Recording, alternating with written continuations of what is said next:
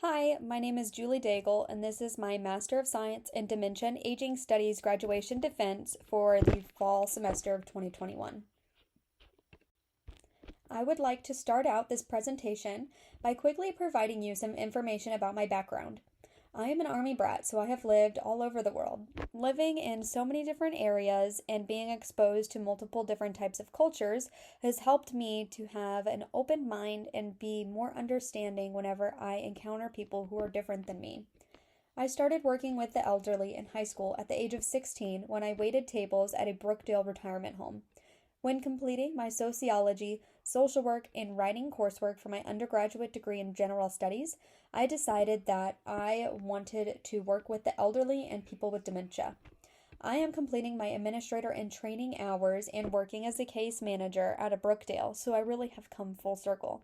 In my work as a case manager, I have used a lot of the knowledge that I have gained in this program to help me better the lives of the residents I serve. I plan to continue using the valuable information I have learned while completing my master's degree to help residents live the best lives they can at any facility that I work at. The first theory that guides my work and understanding of the people I help every day is the life course perspective. I learned about the life course theory during my social work studies in my undergraduate career. The life course framework is an extremely important element that I gained more knowledge about and understanding about in the program because it has helped me to understand the people I work with more by helping me to comprehend how my residents are affected by different elements during their life course. The life course framework views development as a process that is always unfolding over time. It recognizes that development is influenced by accumulating life experiences, changing historical conditions and events, and social institutions and policies. All of these are predictors of development and aging outcomes, and they are considered fluid and ideally viewed over time and place. The connection between lives and historical times is an important and applicable component of the life course framework because our society is rapidly changing. Individual life courses are heavily affected by their birth year because of cohort and period effects. Understanding the life course framework and the connection between lives and times has improved my professional and personal development because I am better able to understand how people's ages during historical events affects their lives as a whole. A present-day model is the COVID-19 pandemic our society is currently living through. It's a historical period. And as an adult, a young adult, I recognize that COVID has had short-term effects but might have less long-term effects because of the developmental stage that I'm in. But that people who are a lot younger or a lot older than me could have more long-term and short-term effects than what I'm experiencing. People from different cohorts and different periods will be affected more heavily.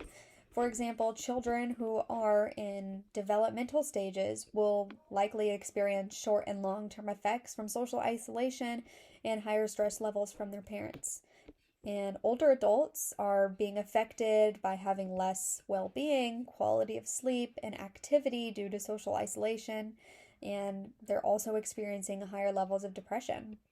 An obvious link between the life course and COVID-19 is the strong association between old age and the risk of developing a severe form of the disease and dying from it. It's problematic to have too singular of a focus on mortality in the elderly, so it is important to recognize that infection cases that don't result in a death can still have long-term consequences for the health and well-being of individuals and populations of all ages. In addition, older adults who haven't gotten COVID are still being negatively impacted due to social isolation and fear of being infected. Applying the life course perspective to describe how elders are affected differently by the pandemic than me has helped me to understand and empathize better with the experiences of the residents that I work with. In the coursework for my major in dementia and aging studies, I learned about different types of dementia, its effects, symptoms, and most importantly, Kitwood's theory of personhood and dementia. Kitwood and Brendan share evidence from studies of different care practices suggesting that dementia does not universally progress in a linear fashion, and most importantly, it varies from person to person. A main aspect of Kitwood's theory on personhood and dementia is that while most people would commonly think that dementia leads to inevitable loss of the self, they found that people with dementia can actually maintain their self and personhood. The care that people with dementia experience and the environment that they are in have a huge influence on their ability to maintain personhood. The approach that Kitwood and Brendan developed to be able to fill this personhood need for people with dementia is person-centered care. They argue that person-centered care is interpersonal, and it affirms people with dementia's personhood by providing recognition, respect, and trust. They looked at what people with dementia need and determined that they need love, surrounded by comfort, attachment, inclusion, occupation, and identity. They state that individuals need comfort to remain at peace whenever they feel like they're falling apart. People with dementia may need to feel attachment, so whenever they are in a strange place, they feel safe. Individuals with dementia also need to be involved in their care and their life and need to be more than just preoccupied. They really need to be involved in past and current interests so that way they can feel fulfilled and satisfaction. Finally, people with dementia need to have an identity, and their caregivers must help them to maintain this identity through person-centered care. They can do this through allowing more of a sense of continuity and sometimes even holding their stories. Sometimes people with dementia aren't able to remember some aspects of their life, so caregivers can hold this and give it back to them whenever they need it. In essence, treating people with dementia through a person-centered care approach can hold their personhood highly, and it can improve their life and therefore improve the lives of their caregivers. Like I said before, I'm a case manager at Brookdale, and very recently I got a new resident at the facility who has Creutzfeldt-Jacobs disease. He's only 60 years old and he's on hospice due to the advanced dementia.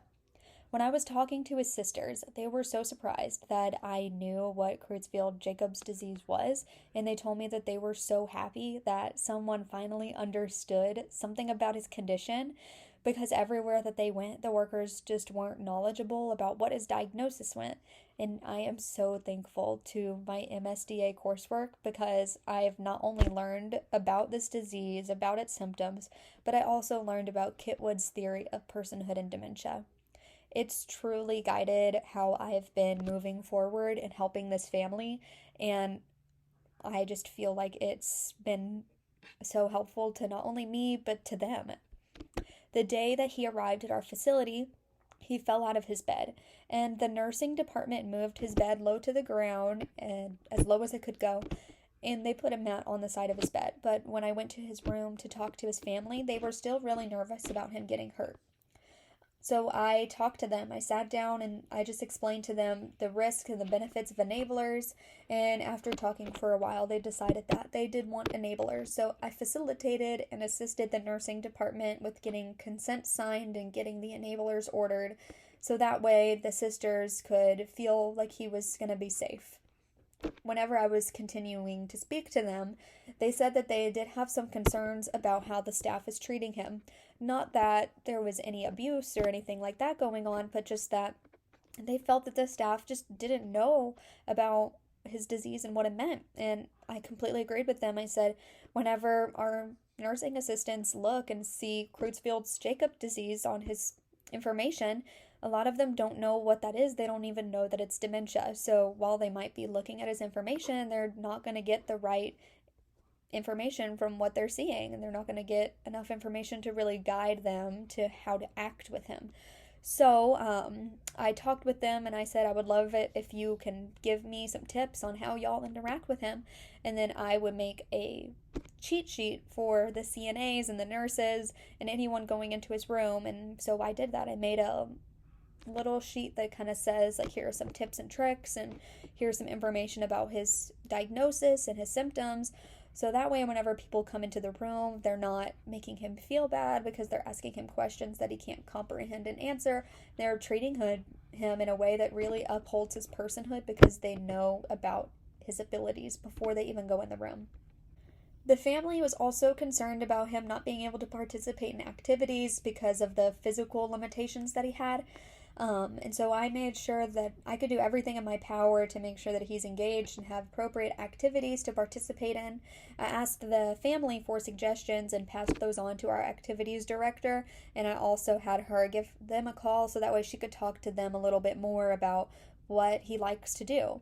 One of the things that the family really wanted for him to be able to do was to go outside. And, initially, whenever I heard this, I thought that it might be impossible just because he needs complete assistance to get out of the bed and he's a really high fall risk, so there was a risk that he could even just fall out of the wheelchair. But without an evaluation, we really don't know. So I went and I talked to the director of therapy, and I advocated for him to get a evaluation from therapy. And one of the therapists ended up volunteering to do an evaluation, so that way we could just get a baseline of his level so we could know if this was even possible or not. After the evaluation, they found that if someone helped him into the wheelchair, that it was fine for him to be wheeled outside as long as he had a trained person with him. So as long as one of the nurses goes out, then he can go outside and the family can do that with him. So they were really happy about that. I also wanted to make sure that his environment was an environment that upheld his personhood. So I helped his sister, who lives in the area, decorate his room. After spending so much time with her and helping them so much, we've kind of gotten a little close, and she feels comfortable coming to me to ask for help or letting me know when things go wrong or when things go right. So she said that she wanted to make his room bright and colorful, but she didn't have a lot of support to help her hang stuff up because she doesn't really have a lot of people who live in this area. So I stayed late one day and helped her hang up pictures and banners and really make his room feel like a home. Kitwood's theory of personhood and dementia was at the back of my mind the entire time while doing all of these things for this family, because I know by providing a personalized and comfortable environment and assisting the caregivers and adequately supporting him, I can help protect his personhood. And although he isn't able to talk much, when we were decorating the room, you could really see him light up. And whenever the activities coordinator started playing an audiobook that he really liked, you just saw his face light up and you could just see that that was him and that was his person who was liking that. He was still in there even though he can't talk. And I'm so glad that this program really taught me how to support people like that, because without learning all of this, I think that I might have not reacted as well, and my reaction really set a chain of events that just helped person-centered care for this resident. The coursework that I took during my undergraduate studies in sociology and social work focused heavy on the importance of person-centered care. The importance of person-centered care has also been stressed in the courses for my major in aging and dementia studies and the courses for my concentration in dementia and long-term care. A universal definition of patient-centered care is difficult to find because it's commonly defined by what it isn't instead of what it is. What it isn't is disease-centered, physician-centered, hospital-centered. Although there's varying definitions, it's clear that the patient is at the center in person-centered care. They're involved in making the decisions about their care in patient-centered care. The American Geriatric Society used multiple existing definitions to create a whole, singular definition for chronically ill older adults with functional limitations. The definition they decided on is empowering residents to express their values and preferences, and then using them to guide all aspects of their care, support them in maintaining the highest realistic level of health, and their life goals. The Alzheimer's Association provides useful information breaking down the meaning behind this definition. Person-centered care pulls away from the medical model of care that focuses on what task should be completed to improve a resident's physical health. The social model acknowledges that proper care focuses on residents' emotional needs and care preferences and allows these aspects to guide their care decisions. Promoting choice and involvement in a resident's care has positive benefits on their satisfaction, adherence, healthcare utilization, malpractice litigation, and health outcomes. I use the principles within person centered care to create my project for my long term care internship at Brookdale. Throughout my first few weeks working at the facility, I saw a common theme. Care plan meetings were not being scheduled in a timely manner, and some were not being scheduled at all. The facility would see anywhere from 10 to 25 admissions in a week and would only host around 6 to 8 care plans per week. With so few amount of care plans that was occurring every week, residents weren't having a meeting at all, or they were only meeting right before they were discharging. This would really upset residents and their families because they had a lot of unmet concerns that could have been addressed early on if a care plan meeting had happened closer to their admission. Without timely care plan meetings, it was also really hard on me as a case manager to plan for discharge and get a well-rounded idea of each department's recommendations and concerns from family and their residents on the recommendations. Not having a care plan meeting was really interrupting my ability as a case manager to provide person-centered care. And when care plans didn't occur, residents and their families felt like they were being kept in the dark and not being involved in their own plan of care. Residents also felt like they were not going to be involved in their care plan meeting because the medical records director would schedule the meeting with the family and no one would ever tell the resident that it was occurring. When the family member would tell them about the meeting, they often thought that the meeting would occur with the family alone and not with them. When in reality, me as a case manager, I would go to the room and do the meeting with them, but without anyone telling them. They didn't know that. To address this issue and improve person-centered care, I created care plan notification cards that you'll see on the slide. I personally schedule each care plan, and I schedule it for 1 week after they admit. I provide each resident with a card after I schedule the meeting. That way they know when their meeting is occurring, and it also has a little blurb about that your case manager will meet you in the meeting, but since I'm giving this card in person, I can answer any questions that they have at that time. I've not yet collected my qualitative and quantitative data, but preliminary results from my perceptions and staff comments are decreased complaints during care plan meetings, which causes the meetings to be shorter. Less grievances has been filed since I started scheduling them earlier and providing the notification cards, and residents and their families seem to be more content with their ability to be involved in their care plan. After speaking with the executive director of my facility, he thought that if the results from my study are positive, this system could be created as a policy for the skilled nursing facility. I am very excited that my project could have long-lasting results in the continuation of valuing person-centered care in regards to care plan meetings. I got married in May of last year, but stayed in Texas to complete my administrator and training hours. So after I graduate, I will be moving to live with my husband in Las Vegas, Nevada. My administrator license will not carry over to Nevada, so I will take my time in studying and preparing for the administrator exam. In the interim, I want to be able to continue to work with older adults, but I would like to specifically work with those who have dementia.